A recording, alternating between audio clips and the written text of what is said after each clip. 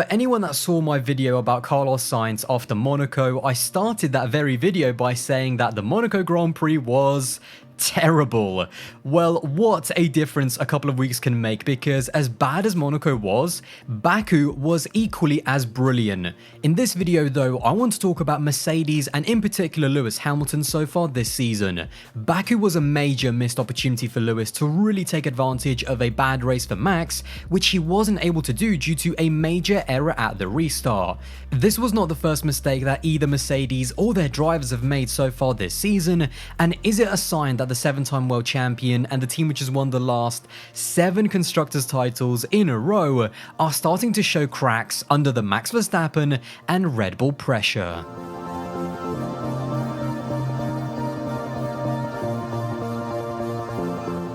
Really quickly before we get into all of that though, let's have a talk about that race, because it was insane. I must be honest, after the top 3 all did their first pit stops and it was Max leading Checo, with Lewis trying to catch the DRS, at one point I honestly thought that the race would literally just be a tyre management train to the finish with the exact same finishing order. But then Baku just did Baku things, as both Lance Stroll and then race leader Max Verstappen both crashed out due to tyre blowouts.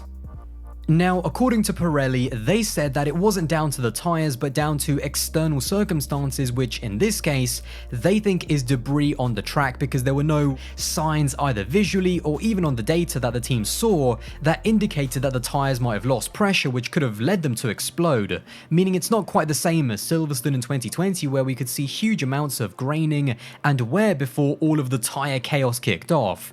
Now, I am not a tyre expert, I am literally just reciting what Pirelli said after the race, but what this did mean is that Max, who was leading the race after the pit stops where Lewis got held up by Gasly, was out of the race through no fault of his own after a flawless drive. Of course, one man's loss is another man's gain, and this gave a massive opportunity to both Checo to grab his first win, but more importantly for the title fight, it gave Lewis the chance to regain first place and actually put a nice buffer of points between him and Max heading into the mid portion of the season. Of course, we all know what happened after that. Lewis at the restart actually jumped Checo initially, and it looked like, here we go, the classic, Lewis Hamilton coming from zero to hero to win from absolutely nowhere. But no, he locked up, went straight on and ended up right at the back of the field, throwing away 25 points, and in the process kind of saving Max's race, because the championship gap stays exactly the same as it was after Monaco. As far as the lockup, it was simply a driver error and a rare mistake by Lewis. After the race, he said that, "When Checo came towards me after the restart, I turned my wheel and flipped a switch which shifts the brake balance, and that caused me to lock up. It's one of the toughest moments I've had for a while. One moment we had all of the points and the next we had none, but for sure, we'll regroup and come back." This costly mistake off the back of a really poor performance in Monaco is clearly showing that Lewis is starting to get rattled and isn't performing to the best of his abilities. Now, some people might point to the fact that this mistake by Lewis was just a freak thing that's never happened before, that I'm just over-exaggerating. Now, in one sense, I might agree with that, but to me, it's not the mistake itself of flipping the switch accidentally, because it was just a freak thing that I've personally never seen a driver do during a race start. It's more so what the result itself means for the championship fight.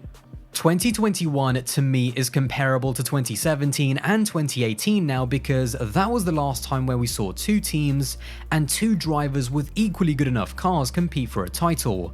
And if you remember, in 2018, one of the biggest things that Lewis was able to do was exploit and capitalize on Seb's and Ferrari's mistakes. In France, when Seb crashed into Valtteri, Lewis won. In Germany, when Seb crashed out, Lewis won. In Monza, when Seb spun, Lewis won. And in Japan, when Seb crashed into Max, guess who won? I'll give you a second. Oh yeah, it was Lewis again. Now, what this meant is that when Seb was on it and in the zone, at times in 2018, he was unbeatable, especially in the first half of the season, very similar to what we've seen from Max. But whenever he had a bad race, it was always Lewis picking up the win, which emotionally and psychologically must have been so frustrating to watch for Seb and Ferrari. Just like those opportunities, Baku was a chance to land a big psychological hammer blow to Max and Red Bull and build a bit of a points buffer going into the middle part of the season. In terms of the championship now, it's pretty much the same as it was after Monaco, as I mentioned earlier, in terms of the title battle, but now with Checo moving into third place. However, if we take a look at the hypothetical championship table, if Lewis had either managed to grab the win or even secured second place with Checo winning, in both cases Lewis would have had a nice points cushion of either 21 points or 14 points, but with the win actually being more likely given that he did actually jump Checo at the restart. Interestingly enough, had Lewis won and Checo come second, Lando Norris would have moved up to P3 in the championship, with Checo just a few points behind him in fourth. Either way for Red Bull, this race wasn't really that bad. Although Max sadly did not get what looked like a deserved surefire win, both Lewis and Valtteri made no gains on the championship, and with Checo securing his first win for Red Bull, not only does that boost Checo's confidence and really put Bottas under pressure in terms of which of the second drivers will perform best this season, but Red Bull actually extended their advantage in the Constructors' Championship. Although Mercedes might be already the greatest team in the history of Formula 1 in terms of how ridiculously dominant this current dynasty of Mercedes has been, there is no doubt that, especially over the past year, we've started to see more and more cracks in the Mercedes juggernaut. Valtteri having more and more disappearing performances in races, Lewis starting to have poor weekends and then just little mistakes creeping in, and then of course the famous Mercedes pit stops, which usually last around 50 seconds, or at worst take their drivers completely out of the race, like with Bottas in Monaco. I'm not saying that Merc weren't making mistakes in 2017 and 2018 versus Ferrari, but these mistakes are happening more and more, and they're happening during crucial races where in the past they would have capitalized with a win and a podium with the second driver. Now, I am not out and out saying that Lewis Hamilton is starting to crack under pressure and that this is now it. This is now the beginning of the end. No, it would be stupid to count out a 7-time world champion who is only 4 points behind Max with 2/3 of the season to go. All I am saying is that Red Bull and Mercedes both now have cars that can win the title. I actually talked about this a few weeks ago after Catalonia and I got a lot of stick in the comments about that video, but just 2 races later, I was right. There is no "we don't have a good enough car to win this championship" excuse for both Red Bull and Mercedes, barring a dramatic drop-off in performances from either of the teams. Yes, different cars will suit different circuits, and so far it looks like Red Bull are stronger on downforce tracks and seem to warm up their tyres better, whilst Mercedes look to have the edge on more open and faster tracks, but do seem to have tyre warm-up issues.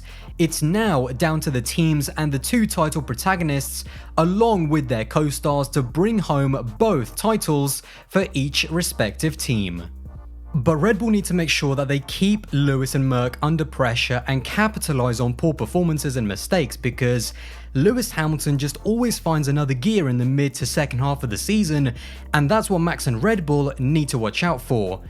In 2017, for example, he had a bit of a patchy start to the season, but then from Belgium to the USA, he managed to grab 5 wins in the span of 6 races.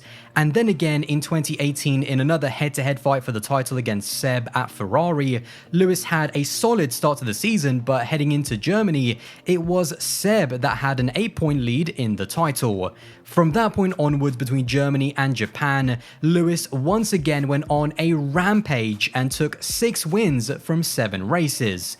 Each of these crazy runs stopped the momentum that Seb and Ferrari had built up, and it was basically like putting the final dagger in the championship fight.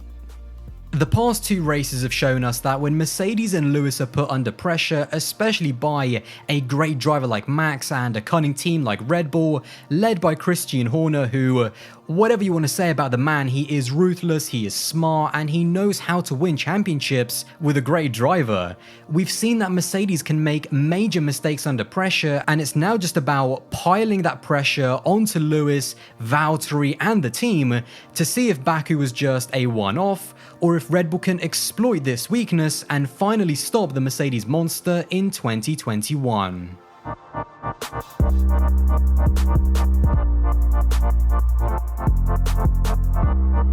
So guys, there you have it. Let me know all of your thoughts in the comments box below. Now once again guys, I hope you did enjoy this one, and if you did, then don't forget to drop a like and smash that subscribe button. And guys, I will see you in the next one. Bye guys.